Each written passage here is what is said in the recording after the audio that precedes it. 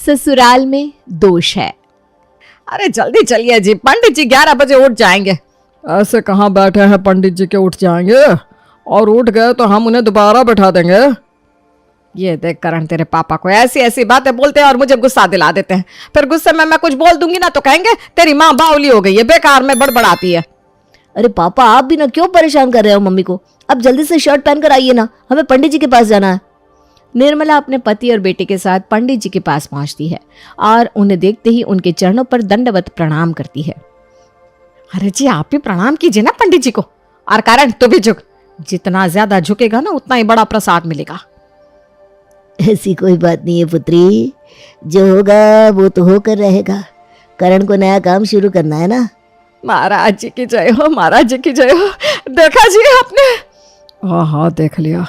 महाराज आप तो अंतर्यामी हैं, तो ये भी बता दीजिए कौन सा बिजनेस मेरे करण को सूट करेगा? लोहे का। मेरे पास सुबह एक लोहे के व्यापारी आए थे।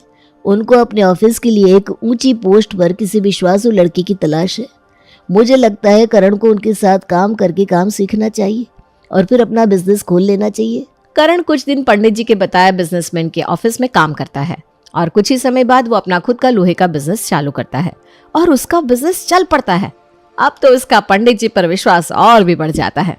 ये लो मम्मी, 5100 पंडित जी को दे आना। तुम सही कहती थी, ये चीजें होती तो है। पंडित जी का बोला हो रहा है। महीने के 80,000 1 लाख तो कमा लेता हूं मैं। अब कोई टेंशन नहीं। पता नहीं क्या सच है क्या झूठ, मेरा तो कोई काम नहीं बना आज तक। आपकी नीयत ही सही नहीं है ना, तो कहाँ से होगा काम?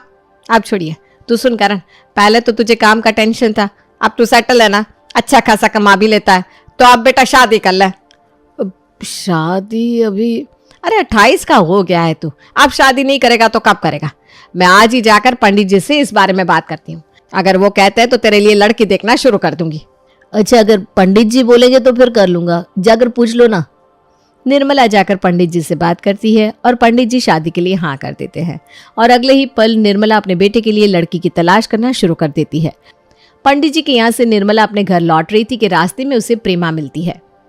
गले में सोने की चेन, हाथ में कंगन, तेरी तो लॉटरी लग गई निर्मला। जब से तेरे बेटे का काम सेट हुआ है तेरा तो रूप ही बदल गया है। बात तो तेरी सच है प्रेमा, हमारे घर में किसी चीज की कमी नहीं है। मेरे बेटे ने तो हर काम के लिए नौकर रखवा रखा है, गिनकर हम 3 लोग और 4 नौकर, सब कुछ तो है ही। अब सोच रही हूँ करण की शादी कर दूं और इस जिम्मेदारी से भी मुक्त हो जाऊं। अब बहू आए और तिजोरी संभाले। एक बात तो गारंटी से कह सकती हूँ प्रेमा, जो लड़की करण के पीछे हमारे घर आएगी ना, उसके तो दिन ही पलट जाएंगे। वैसे कितना कमा लेता है महीने का करण? अरे महीने का क्या पूछ रही है, दिन का बोल। दिन का 50 के ऊपर तो कमाता ही है। 1500 भी नहीं? ये कैसी कमाई हुई निर्मला, आजकल इतने में गुजारा चलता है क्या? हमारा जमाना गया कि पति ने 500 भी कमाया तो बीवी साथ में रह ली, आजकल तो भाग लेती है। तू इतना फेंक रही थी घर में ये है वो है, इससे ज्यादा तो मैं अपने काम वाले को देती हूँ। अरे दिन का 50 मतलब 50 रुपया नहीं, 50,000 रुपए। 50,000? ये तो बहुत होते हैं, अच्छा खासा कमाने लगा है फिर तो करण तू। वैसे मेरी पहचान में एक लड़की है, मेरी ननद की जेठानी की बेटी, वो भी ना पढ़ी लिखी है। ऐसे तो उसके घर वाले उसकी शादी का नहीं सोच रहे, पर मैं कहूँगी तो मेरी बात मानेंगे ज़रूर। हाँ तो फिर मैं तुझे घर जाकर ना करण की फोटो और उसका बायोडाटा व्हाट्सएप कर देती हूँ, तू लड़की वालों को भिजवा दे। एक बात की गारंटी मैं देती हूँ, लड़की के परिवार वालों को कभी भी इस बात का गम नहीं होगा कि उन्होंने अपनी बेटी हमारे घर भेजी। यह प्रेरणा ये बात सुनती है और वो सीधा अपनी ननद के यहाँ पहुंच जाती है और उसकी जेठानी से कहती है, इस बात की गारंटी मैं लेती हूँ कि उस घर में हमारी बच्ची जाकर दुखी नहीं रहेगी भाई साहब। निर्मला जी के ठाट बाट तो मैंने खुद देखे, जमीन पर पैर भी नहीं रखती वो, अब तो हवा में उड़ना फिरना। ये कुछ ज्यादा नहीं बोल दिया मामी जी? अपना साइंस इतना भी एडवांस नहीं हुआ कि हम हवा में उड़ने लगे। अरे इतना तो तेरी माँ भी जानती है बेटा, हवा से मेरा मतलब था फ्लाइट से। अब वो ट्रेन में बैठती नहीं, और बैठेगी भी क्यों भाई? जब बेटा दिन के 1 लाख कमा रहा हो तो माँ ट्रेन से जाए भी क्यों? इतना पैसा कमा रहा है लड़का, तब तो फिर अब बात आगे बढ़ाने में दिक्कत नहीं है। क्यों सुषमा जी, वैसे लड़के का घर अपना है कि? अरे सब अपना ही है, उसकी गारंटी मैं लेती हूँ, मेरे पड़ोसी हैं, मुझसे कुछ छुपा है क्या भाई साहब? कपड़े का काम है, पर वो इतना चलता नहीं था। अब ये बेटे को न जाने कौन सा धंधा हाथ लग गया कि जहाँ भी हाथ डालता है मिट्टी भी छू रहा है तो सोना हो रहा है। लो हाँ आंटी जी। और शिल्पा का परिवार पहुंच जाता है करण के घर। क्या बताऊं भाई साहब, लड़कियों की तो लाइन लगी पड़ी है मेरे बेटे के लिए। अब इतना कमाएगा, माँ बाप की इतनी सेवा करेगा तो बाजार में नाम तो रहेगा ही। पर मैंने प्रेमा को जबान दी थी, और पड़ोसी धर्म नाम की भी कोई चीज़ होती है कि नहीं। प्रेमा को मैं दुखी नहीं कर सकती थी। आपकी बात बिल्कुल सच्ची होगी बहन जी, पर हम लड़की के माँ बाप हैं तो हमें जांच पड़ताल तो करनी पड़ेगी ना। अब जरा अपना घर दिखा देती तो। विनोद अपना पूरा घर लड़की वालों को घुमा घुमा कर दिखाता है। घर तो काफ़ी अच्छा है आपका। वो तो है ही, हर कमरे में एसी भी है, ठाट बाट से रहेगी आपकी बिटिया। मेरे मन में एक बात थी, बुरा मत मानिए तो पूछो बहन जी। अरे सब कुछ तो मैंने आपको बता ही दिया था सुषमा दीदी। मैं पूछ रही हूँ ना प्रेमा, एक मिनट, कहीं करण को पीने की आदत तो नहीं है? इस बारे में क्या बताऊं बहन जी, पिछले महीने की बात है। हमारे घर पर मेरे मायके वाले कुछ लोग आए थे। वो क्या है ना, मेरे जीजा जी को ज़रा धुआं फूंकने की आदत है, तो वो बाथरूम होकर आए। उनके निकलते ही करण बेचारा बाथरूम में चला गया और बाहर आकर मुझसे कहता है, मम्मी बाथरूम में किसी ने मच्छर की अगरबत्ती जलाई है। बताइए, अब जिस लड़के को इन चीज़ों के बारे में पता ही नहीं है, वो क्या गलत लाइन में पड़ेगा बहन जी। और क्या था, निर्मला अपने बेटे की तारीफ में इतनी लंबी लंबी फेंकती है कि लड़की वाले मना नहीं कर पाते और शिल्पा का रिश्ता करण से पक्का हो जाता है। आप अपने कमरे में जाइए दीदी, हम ना अभी गर्मा गर्म दूध का गिलास लाकर आपको देते हैं, दूध से ना ताकत आएगी। मेरे बेटे को ताकत के लिए दूध की जरूरत नहीं पड़ेगी कमला। तू सुन बहू, तू कमरे में जाकर घूंघट ओढ़ कर बैठ, मैं 5 मिनट में करण को भेजती हूँ।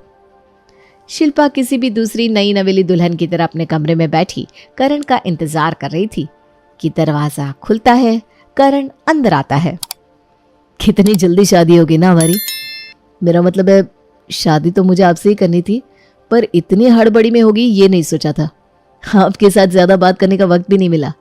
यहाँ तक कि दुल्हन के जोड़े में भी मैं आपको जी भर के निहार नहीं पाया। लोग ही इतने आसपास थे, ऐसे में एक टक अगर आपको देखता तो आप शर्मा जाती, पर यहाँ तो मैं आपको देख सकता हूँ ना। ये कहकर जैसे ही करण शिल्पा का घूंघट उठाने जाता है, दरवाजे पर खटखट होती है। इस वक्त कौन आया है? अरे बेटा, मैं हूँ तेरी माँ। तूने बहू का घूंघट तो नहीं हटाया? अरे घूंघट हटा तो उससे पहले ही तुमने मेन गेट खटखटा दिया। मम्मी क्या हो गया?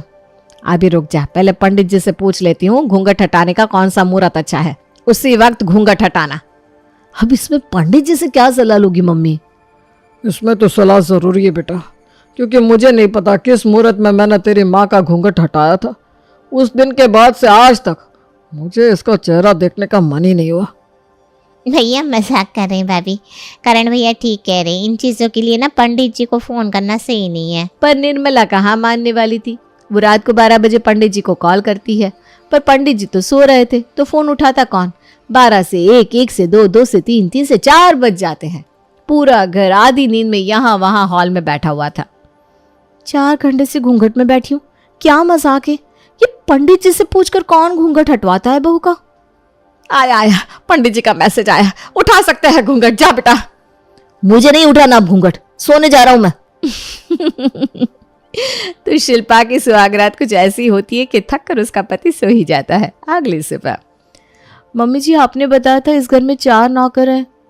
अरे वो 4 नौकर मुझ में ही तो है नहीं बहू। बचपन में करण को मालिश किया है मैंने, तो मैं आया हुई। फिर भाभी की सास को मैं मालिश करती थी तो मैं मालिश वाली हुई। अब बर्तन धोती हूँ तो बर्तन वाली हुई, और पौधों को पानी देती हूँ तो मालन।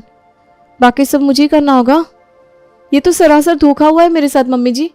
अगर करण दिन का 1 लाख कमाते तो हम नौकर तो रख ही सकते हैं। वही ना बहू, नौकर क्या, मैं तो एक रोबोट रख लूं। पर वो क्या है ना, पंडित जी ने बोला है घर की बहू ही घर का काम करे तो अच्छा है, वरना घर में दोष लग जाएगा।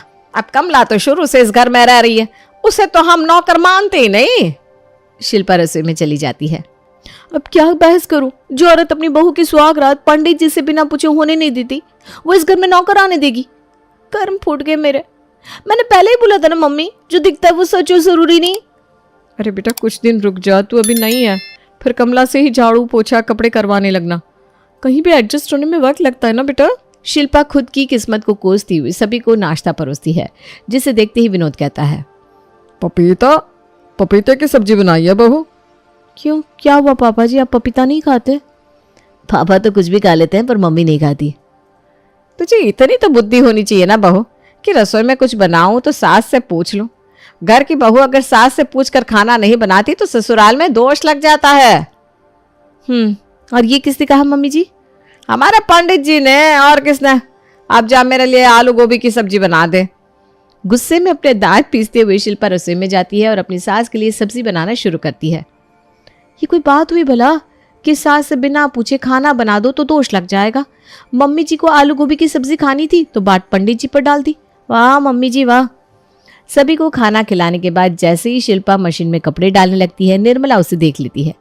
ये क्या बात हुई, बहू एक एक करके कपड़े धोएगी तो कितनी बिजली उठ जाएगी। ये होता मैं नहीं देख सकती। वो अपनी बहू के पास जाती है और कहती है, अरे नहीं बहू, कपड़े हाथ से ही धुलते हैं इस घर में। वो क्या है ना, अगर हमने मशीन में कपड़े धोए तो हमें दोष लग जाएगा, ऐसा पंडित जी ने बताया था। और ये दोष ना सबसे ज्यादा घर के बेटे पर लगेगा, और अगर करण का काम बंद हो गया तो कहाँ से आएंगे पैसे। इसीलिए तू कपड़े ना हाथ से ही धो ले बेटा। अच्छा मम्मी जी, तो जरा पंडित जी से पूछ लीजिएगा कि झाड़ू करने के लिए झाड़ू का इस्तेमाल कर सकते हैं या जीभ से चाट कर फर्श साफ करना होगा, वरना कहीं ऐसा ना हो झाड़ू वाला दोष लग जाए। शिल्पा हाथ से कपड़े धोती जाती और अपनी किस्मत को रोती जाती। इसी तरह दिन बीतते हैं और एक रात शिल्पा मैगी बनाने अपने किचन में जाती है। किचन की लाइट्स ऑन होती ही निर्मला जी भी पहुंच जाती है। इतनी रात गए तो रसोई में, अब क्या बाकी रह गया था बहू? और ये तूने पानी क्यों गर्म करने को चढ़ाया है? 24 घंटे रसोई चलाएगी क्या? वो मुझे जरा भूख लग रही थी ना मम्मी जी, तो मैगी बनाने आ गई। अरे अभी तो रात को तूने 4 पराठे खाए, अब और क्या खाएगी? ऐसे भी बार बार खाना अच्छा नहीं होता। रात को तो ऐसे भी ना रसोई खाने में आना ही नहीं चाहिए। वो क्या है ना, इससे ससुराल में दोष हो जाता है। हाँ, यूं तो शिल्पा घर की बहू थी, पर वो रसोई में क्या बना रही है, क्या खा रही है, इन सभी चीज़ों पर निर्मला अपनी नज़र रखती थी। और अब तो शिल्पा का सब्र का बांध टूट जाता है। वो अपनी माँ को फ़ोन लगाती है। अब मुझे इस झंझट से निकालिए मम्मी, वरना कल सुबह सामान लेकर मैं वहाँ आ जाऊंगी। अरे नहीं बेटा, ऐसा मत करना, मैं कुछ सोचती हूँ। और अगली ही सुबह अपनी बेटी को बचाने सुषमा उसके ससुराल पहुँच जाती है।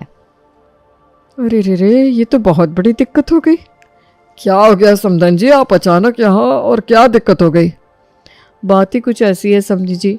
वो क्या है ना, हमारे जो पंडित जी हैं वो कल घर पर आए थे, त्रिकालदर्शी है। उन्हें पता नहीं कैसे आभास हो गया कि शिल्पा के ससुराल में कोई दोष है। उन्होंने कहा कि घर की रसोई घर की बहू के कमरे से सटी होनी चाहिए। यहाँ देखिए, रसोई तो शिल्पा के कमरे से इतनी दूर है। रसोई की ना जगह बदलनी होगी, वरना ससुराल में दोष लग सकता है। आपके पंडित जी ने कहा है, फिर तो मानना ही पड़ेगा मम्मी जी। मैं कल ही कंस्ट्रक्शन वाले को बुला लेता हूँ और रसोई हमारे कमरे से सटी हुई बनवा देता हूँ। वाह मम्मी, क्या उपाय लगाया है। रसोई मेरे कमरे के पास रहेगी तो मैं कितनी बार भी जाऊं, कुछ भी खाऊं, मम्मी जी को खबर ही नहीं लगेगी।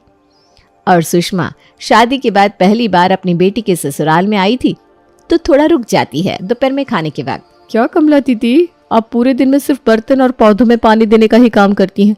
ऐसे तो मेरी बेटी के ससुराल में दोष लग जाएगा। वो क्या है ना समझे जी, कल मेरी पंडित जी से बात हो रही थी तो उन्होंने कहा कि घर में काम करने वाले अगर पूरा दिन बैठे रहे तो ससुराल में दोष आ जाता है और उस घर के मुखिया पर इसका सबसे ज्यादा असर होता है। देखिए, मैं नहीं चाहती कि आपको कुछ।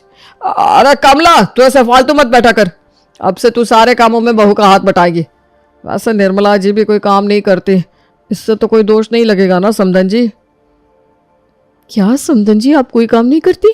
राम राम राम राम राम, ये तो टेंशन की बात होगी। पंडित जी की माने तो अगर सास घर में काम ना करे तो 1.5 साल के अंदर अंदर घर का बहुत काम बढ़ जाता है। अब सास जब मर जाएगी तो भीड़ तो जमा होगी और काम तो बढ़ेगा ही। कल से दोपहर का खाना मम्मी बनाएगी बस। हाँ, अरे मैं क्यों? आपकी जान से बढ़कर मेरे लिए कुछ नहीं है मम्मी। वाह वाह मेरी माँ, तू तो छक्के पर छक्का लगा रही है। और इस तरह सुषमा अपनी बेटी के ससुराल का रंग ढंग शक्ल सूरत सब बदल लेती है। चलिए उठिए समधन जी, आपको मॉर्निंग वॉक पर जाना है। अगर आप समय पर वॉक पर नहीं गई तो इस घर पर दोष लग जाएगा। देखिए मैं आपके आगे ना हाथ जोड़ती हूँ समधन जी, मुझे छोड़ दीजिए। रात को 12 बजे सोती हूँ मैं और सुबह 4 बजे आप मुझे उठा देती हैं। इस दोष के चक्कर में रात को झूठे बर्तन धोकर सोई हूँ। अरे बड़ी थकावट आ गई है शरीर में। उठ भी जाइए निर्मला जी, घर की शांति की बात है। अगर ये दोष मेरे करण पर लग रहा होता तो मैं भी उठ जाता। अरे बाबा ऐसे कोई दोष नहीं लगता।